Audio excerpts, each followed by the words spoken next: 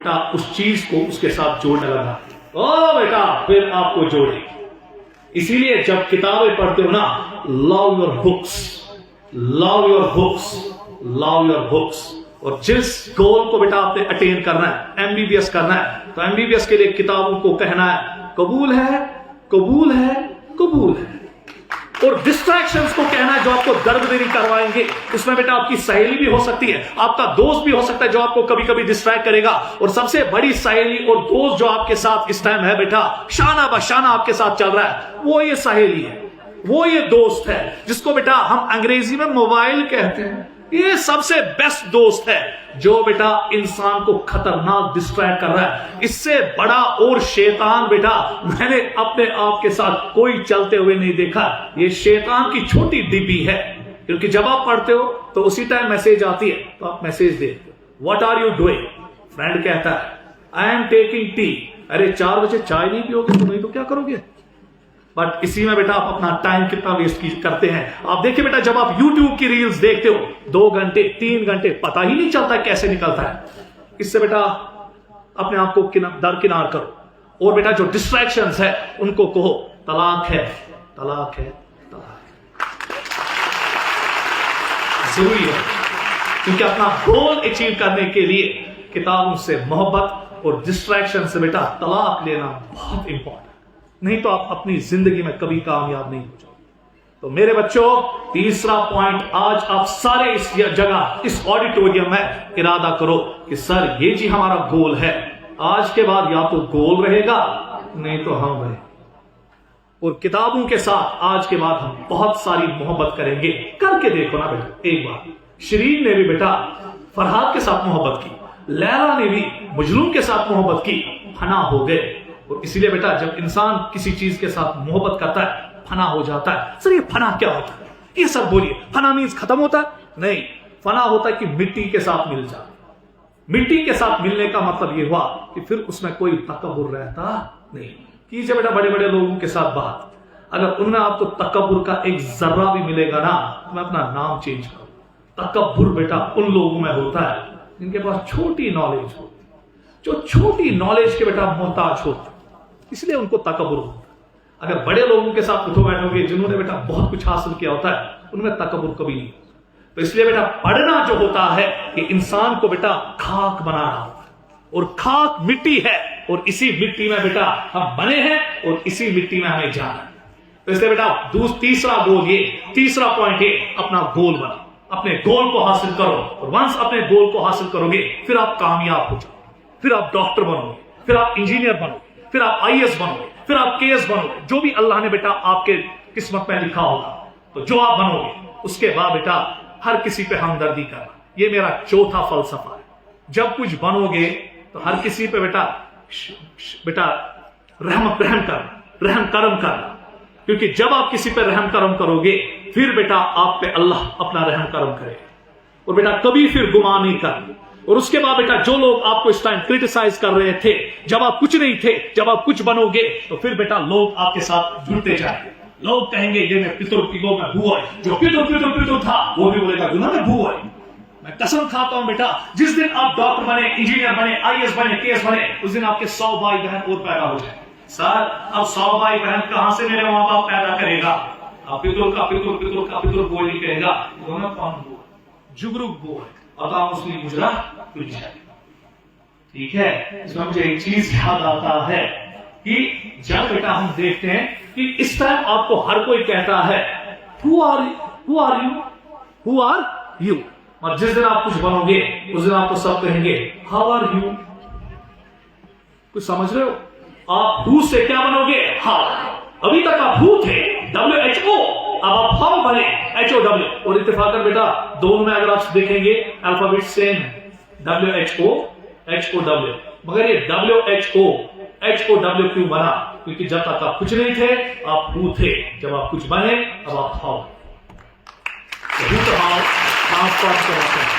और जो लोग बेटा डेडिकेटेड होते हैं, जिनमें ताकत होता है, वो बता देते हैं दुनिया को कि हम हु से हाउ कैसे बने। समझ आ रहा है बेटा? उसके बाद यहां पर मैं आपको एक चीज बोलना चाहता हूं बेटा मैंने जिंदगी में कुछ दौर देखी, ठीक है। मैं भी एक गरीब फैमिली से था, बहुत ही गरीब फैमिली से था। मेरा भी बेटा एक गरीब फैमिली में ही जन्म हुआ है। तो बेटा जब मैं एक एराम को देख रहा हूं, एक एराम में जब मैं था तो हमें कोई पूछता नहीं था। हमारे जितने भी रिलेटिव थे, मैं उनको तंज नहीं कर रहा हूं, मैं बच्चों को हकीकत सुना, मैं किसी को तंज यहां नहीं करूं, ना अपने रिलेटिव्स को, ना अपने दोस्तों को, किसी को नहीं। तो बेटा मुझे पता है कि जब हम गरीबी के स्तर पे थे, बहुत नीचे थे, मेरे माँ बाप को कोई पूछता नहीं, मुझे भी कोई नहीं पूछता था। और कुछ ऐसी हवा चली, माँ बाप की दुआ थी, तो मैंने कुछ कमाना शुरू किया, मैंने कोई चीज किया, मैं आगे बढ़ा। तो बेटा अचानक मैंने एक खतरनाक ट्रांसफॉर्मेशन देखी कि फिर बेटा जितने भी रिलेटिव्स थे वो आने लगे हमारे घर, जितने भी रिलेटिव्स थे वो मेरे माँ बाप को बेटा दावतों पे बुलाने लगे, मुझे बुलाने लगे। मैंने सोचा कि मैं सदाम उस टाइम भी था, आज भी मैं सदाम हूं, तो ये क्या मामला हुआ कि मैं अब बेटा पहले कुछ नहीं था, अब कुछ बनने लगा। तो फिर बेटा मैंने देखा कि नहीं, कोई तो चीज है जो अब मैं हूं से हाउ। तो बेटा अल्लाह ये भी करे, ये करे कि आप जब अपने गोल्स अचीव करो, आप भी बेटा इंशाल्लाह जल्दी जल्दी हूं से हाउ। प्रॉमिस करते हो? प्रॉमिस करते हो? प्रॉमिस करते हो? जिनके ना आते थे सलाम, जिनके ना आते थे सलाम, अब उनके जवाब आने लगे। जिनके ना आते थे सलाम, अब उनके जवाब आने लगे। मेरी किस्मत क्या बदली, मेरे नीम के पेड़ पे आम उगने लगे। This is the truth of the life बेटा, which a 49-year-old person is sharing with you। और इंशाल्लाह बेटा जब कामयाब हो जाओगे तो फिर लोगों को कहना, फिर उन लोगों को कहना बेटा जो आपको तंज करते थे कि हैरान है सब मुझे ऊंचाई पे देखकर, किसी ने मेरे पैर के छाले न देखे। ये फूल जो मुझे विरासत में मिले हैं, किसी ने मेरे कांटों भरा बिस्तरा न देखा। तो बेटा हर किसी कामयाब इंसान के पीछे एक खतरनाक कहानी हो। तो हम क्यों आमतौर कहते हैं मेरा आइडल है, ये मेरा आइडल है? क्योंकि जब हम देखते हैं बेटा उसकी जिंदगी में क्या क्या मुसीबतें आई है, किस तरीके से जिंदगी में आगे बढ़ा है, तो उन लोगों को बेटा फॉलो कीजिए। क्योंकि उन लोगों को जब आप फॉलो करते हैं तो आपको बेटा स्ट्रगल के बारे में पता चलता। तो अल्लाह करे बेटा आप सारे इस बेटा जितने भी बच्चे इस मजमे में बैठे हैं, मैं यहाँ नहीं बोलने आया हूँ कि आप कहाँ पढ़ोगे, क्योंकि अभी आपके शाहिद सर ने यहाँ कहा कि मैक्सिमम बच्चे आकाश जाते हैं। हर कोई कोचिंग सेंटर अच्छा है, चाहे वो आकाश हो, फिजिक्स वाला हो, स्काई हो, लोकल हो, नॉन लोकल हो, मुझे किसी इंस्टीट्यूशन का नाम नहीं है। हर कोई इंस्टीट्यूशन अच्छा है, हर कोई इंस्टीट्यूशन बेटा बच्चों को पढ़ाता है। और कुछ इंस्टीट्यूशंस ऐसे होती है जहां पे बेटा पढ़ाई के साथ साथ दुनियावी और आखिरत तरबियत की जाती है। और अल्टीमेटली बेटा याद रखिएगा, इस दुनिया में आप IAS बनोगे, KS बनोगे, इंजीनियर बनोगे, डॉक्टर बनोगे, मगर कयामत के दिन जब उठाए जाओगे वहां आपको ये नहीं कहा जाएगा आप डॉक्टर हो, welcome mister doctor, come now go to the heaven because you are a doctor. वहां ये नहीं कहा जाएगा, वहां देखा जाएगा कि बेटा आपको जब कब्र के अंदर दफनाया गया, क्या आपको कब्र ने कहा आइए, आपका इंतजार था।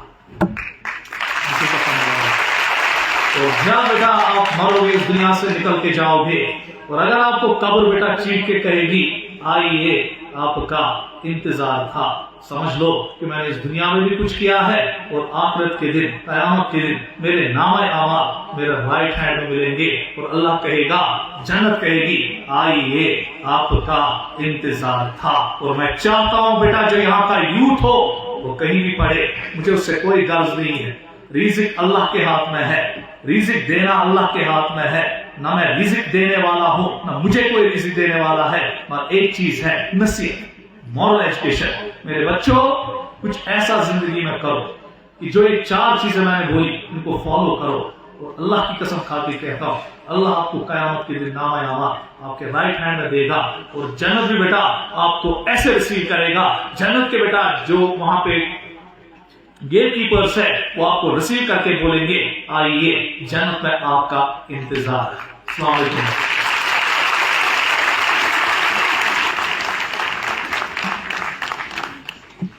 हो जाएगी। ये एक अजीब मामला है मेरे लिए कि जब भी सदाम साहब बोलते हैं उसके बाद इन ख्यालात को समेटना it's a Himalayan task for me, because he talks of life, he talks of struggle, he talks of success, he talks of goals, he talks of dreams, he talks of humanity, he talks of humility. He brings all the beautiful nouns and adjectives from any dictionary and makes a package of it. कुछ conclusions में निकालने की कोशिश करूंगा सदाम साहब की speech में। पहली बात, charms strike the sight, merit wins the